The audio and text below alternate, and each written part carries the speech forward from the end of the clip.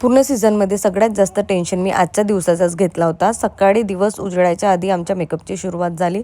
त्या क्लायंटला माझ्याच हाताने मेकअप करायचा होता। इथे मला ब्राईडसोबत बल्कनी सायडर होते, तर तिथे काही लोकांची मी मेकअप केले आणि काही लोकांच्या माझ्या टीमनी केला आणि हेअरस्टाईल प्राचीने केल्या।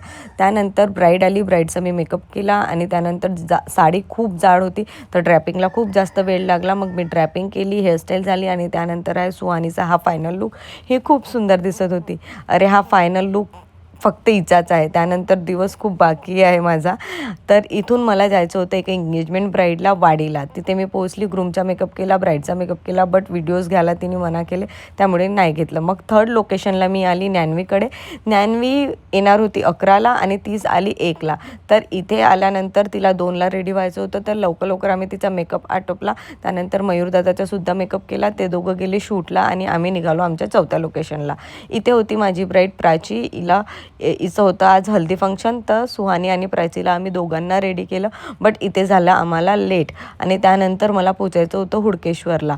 बट गजानन महाराजची पालखी असल्यामुळे रोड पण खूप ट्रॅफिक होता।